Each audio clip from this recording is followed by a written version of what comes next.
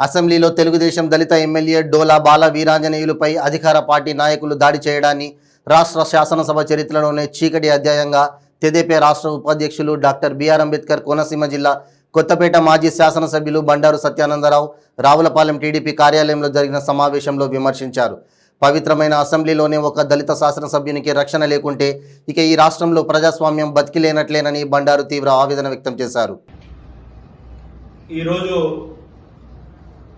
రాష్ట్ర శాసనసభ చరిత్రలో తెలుగుదేశం పార్టీ శాసనసభ్యుడు దళిత వర్గానికి చెందినటువంటి శ్రీ బాల వీరాంజనేయ స్వామి గారి మీద వైసీపీ శాసనసభ్యులు దాడి చేయడాన్ని తీవ్రంగా ఖండిస్తూ ఉన్నాను. ఇది ప్రజాస్వామ్యాన్ని అపహాస్యం చేయడమే, రాజ్యాంగాన్ని అవమానపరచడమే. సాక్షాత్తు పవిత్రమైనటువంటి అసెంబ్లీలో శాసనసభ్యుల మీద దాడికి అధికార పార్టీ ఎమ్మెల్యేలు ప్రతిపక్ష పార్టీ శాసనసభ్యుల మీద దాడి చేస్తుంటే స్పీకర్ గారు చేష్టలుడికి చూస్తూ అవి దానిని నియంత్రించలేకపోవడం చాలా అవమానకరం. మరి ఇలాంటి పరిస్థితి గతంలో ఏనాడు చూడలా. ప్రజాస్వామ్యంలో స్పీకర్ పోడియం దగ్గరికి వెళ్లి ప్రతిపక్ష ఎమ్మెల్యేలు ఆ హక్కులను కాపాడుకోవడం కోసం నిరసన తెలియజేయడం అనేది ఇది ఒక రివాజే. మరి దానిని కాల రాస్తూ ఈనాడు వైసీపీ ఎమ్మెల్యేలు ఈ విధంగా ప్రవర్తించడం రాష్ట్ర అసెంబ్లీ చరిత్రలోనే దీన్ని ఒక బ్లాక్ డేగా నేను తెలియజేస్తా ఉన్నాను.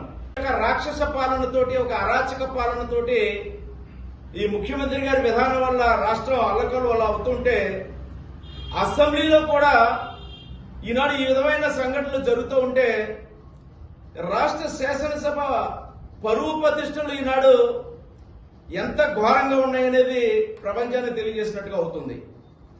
మరి ఇలాంటి ఈ విధంగా అసెంబ్లీలో శాసనసభ్యులు వ్యవహరించడానికి గతంలో ఏనాడు చూడలేదు.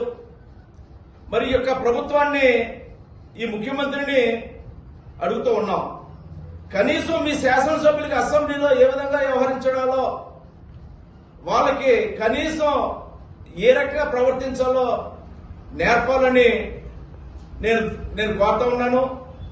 అదేవిధంగా ఇలాంటి సంఘటనలు జరగకుండా ఈనాడు గవర్నర్ గారు తగు చర్యలు చేపట్టాలి.